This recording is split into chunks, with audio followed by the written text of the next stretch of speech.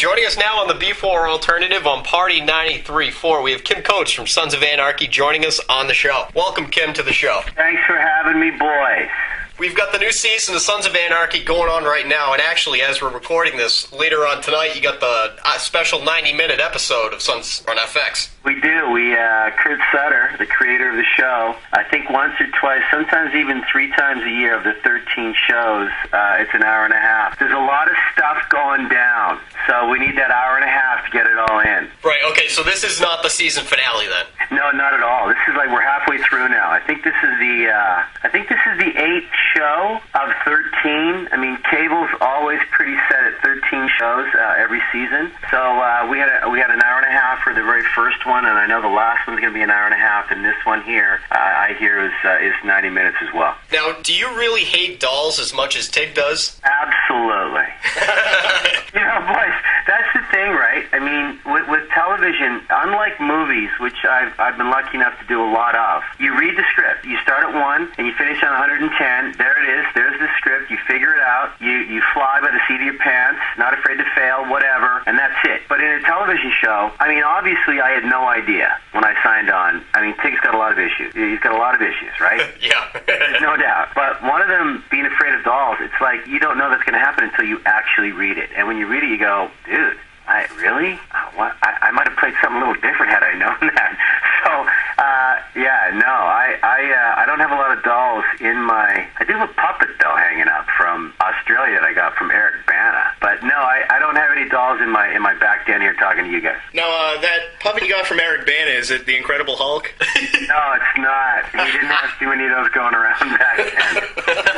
we did Black Hawk Down together, and I was doing a thing in New Zealand a few years ago, and I went and visited Eric and his beautiful wife Rebecca and kids in Australia, and we went shopping, and there was this incredible puppet that looked like him, really. So I bought it, and it's hanging up in my room. I throw darts at it.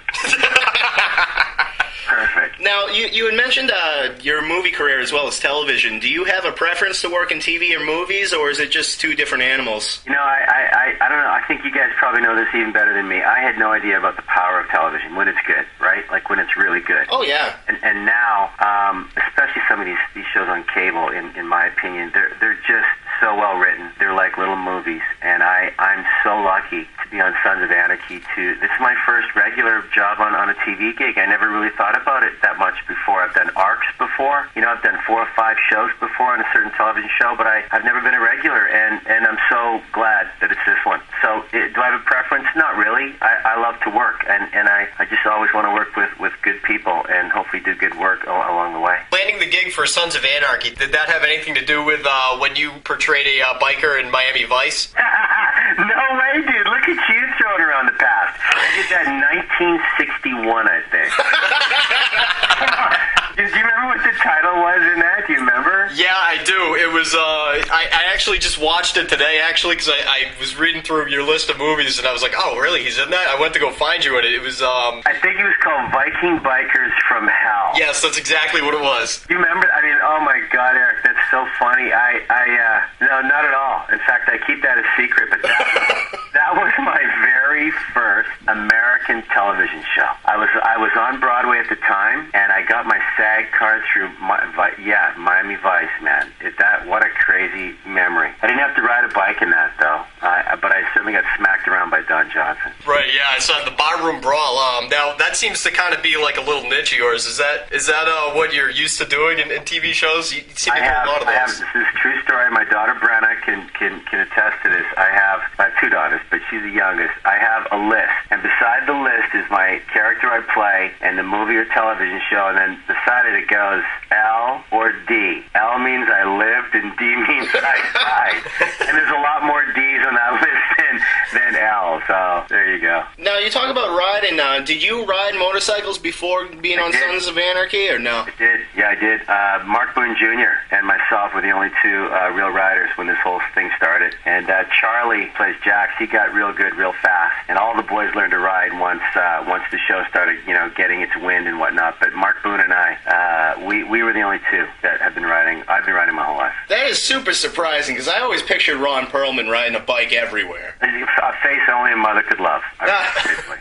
You look at him, he just reeks a biker, right? And Ron will say this himself. He's just such a good buddy of mine. I think he's just such a phenomenal actor. I really mean that. It's just one of the best I've ever worked with. He hates bikes. He just doesn't feel comfortable with bikes, really. And he's getting better all the time, and he's not one to shy away from anything. But, you know, do you guys ride? Do you two ride? I don't. No, I don't either. Okay, and so, but you know, when you're beside a Harley, it's not like a 250 Kawasaki. They're heavy, they're loud, they're fast, they're grumpy, they're agitated, and you have to be very, very willing to fly with them, or otherwise, you know, trouble can ensue. So, Ronnie's the one guy who really, he's there, man. He's our president. We'll live and die with him. But yeah, riding a bike has not come to him as easily as he wanted it to. Now, I just want to mention, too, you are in my favorite video game movie of all time, Silent Hill. I absolutely love that film. Oh, good. It was crazy, right? I mean, just crazy. Just some of the CGI stuff that Christophe Gans did, the director from France.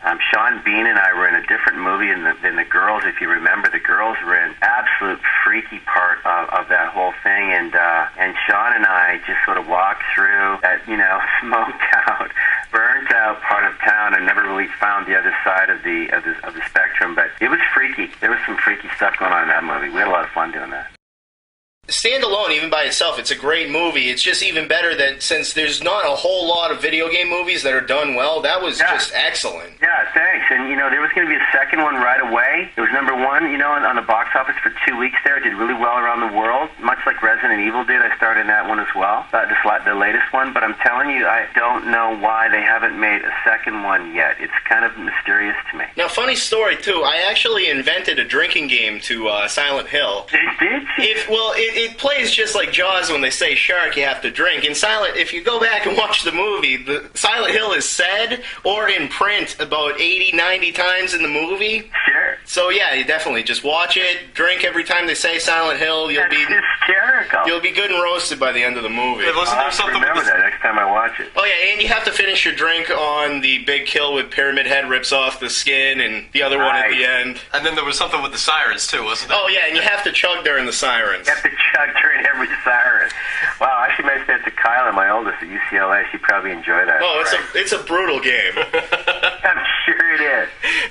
Now, you also have a new movie coming out next year called Sacrifice. What's that about? What is your role in the movie? Yeah, we just finished it actually about 6 weeks ago. Christian Slater, Cuba Gooding Jr., and myself. It's my co-partner up in Toronto. I've produced a couple of movies with him. Damian Lee, good guy, great guy, and it's a very, very hardcore drama. Cuba Gooding plays this cop who loses his wife and his daughter very mysteriously, and it haunts him always. And Christian Slater plays his priest, and I play the lead bad guy, of course. And it's got some religious undertones, and it's a you know, really well shot. We shot it up in Canada on a shoestring budget, but it looks great. I just haven't seen the finished version yet, but I've seen a lot of it so far. It should be coming out in February. Now, on Sons of Anarchy, you guys tend to smoke cigars.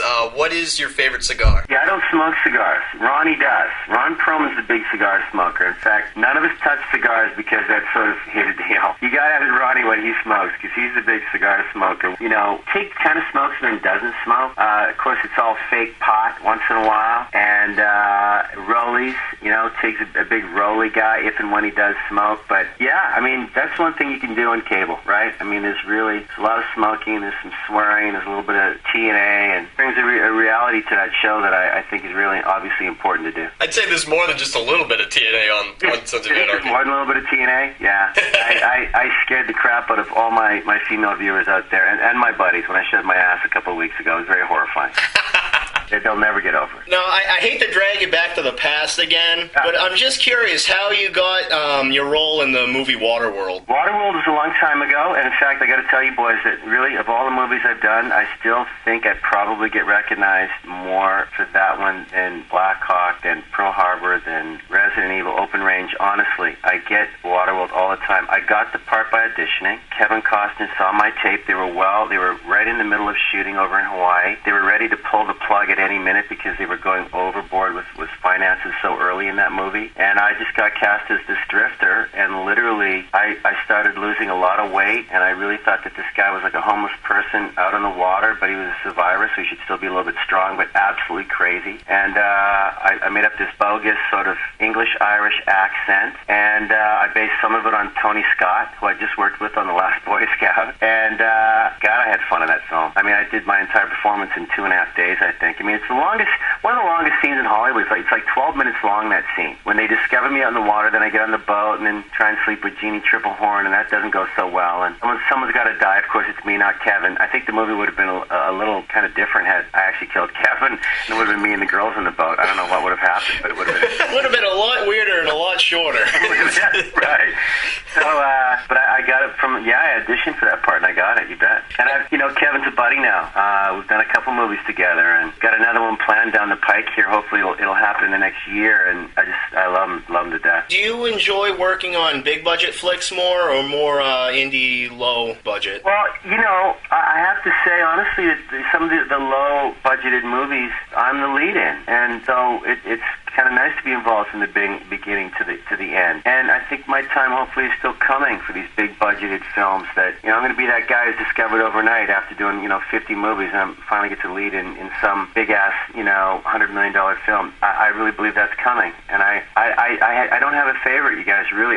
It's all about the work with me. It's all about the part. And sometimes I've got 2 or 3 scenes in a big movie that were very satisfying to do, and yet being on a little one, it seems I'm involved right from the beginning, right to the end, and I get to be in the editing room and co-produce, and I really enjoy that a lot. You know what you would fit perfect in? Oh. They're currently working on a reboot for the Spider-Man series. Now, I don't know if they're going to put Kraven the Hunter in it, but you would be perfect playing the part of Kraven the Hunter in the Spider-Man movie. I'm going to call my people as soon as I get off. 10% if it goes my way, bet. 10% is coming your way if it goes my way. That's awesome. Now, do you still live in Canada? No, I have a place up there. My wife and I, my 2 girls, we have a cabin in the Shoe Swap in British Columbia, and I still have an office up in Toronto. But we're down here. We've been down here since 1995, and both my girls have gone to school down here full time, and try and switch it up. I'm an American now too. I'm both, which is I'm very proud of, as are my family, and we go up there as much as we can. But no, we're down here a lot, and I think my wife loves it that I'm on this series, boys, because I'm home. I'm home for that 5 months, and I really don't go anywhere, and it's good. It's a good thing. Because I was going to ask you where the Hollywood of Canada was. I never leave my cage. I never leave my cage. I'll leave my cage when, my buddy Matt Craven or Billy Fichtner or Eric Bana, they have openings, premieres, or my premieres. I'll go to Hollywood. Other than that, honestly, I'm too busy. I am just so freaking busy with the family life and the filming life and the producing life that I have no idea where Hollywood, Canada, Hollywood is. I have no clue. Well, we're glad you were able to take the time to talk to us. Anytime, guys. Anytime. We have one final question for you. Yeah. It's how we end all our interviews. It's if you were stranded on an island with just a monkey, a barrel, and a hammer, what would you do? I would somehow invent a game like golf, where I would take that hammer and smack that monkey around, and I'd rip the top of that barrel off, and it would be called Monkey in the Barrel. Monkey in the Barrel, babe. I mean, I gotta have some sport or something, or like a drinking game like you guys have for Silent Hill. I'd have to have something with that monkey where he's gonna be flying by the seat of his pants in the barrel, and then I get to drink some of that juice in that barrel. That's barrel. That's awesome. Nice. You're the best, guys. Hey, this is Kim Coates from Sons of Anarchy for B4 Alternative. I hope you guys are listening. It's a lot of fun. And stay healthy. Keep drinking.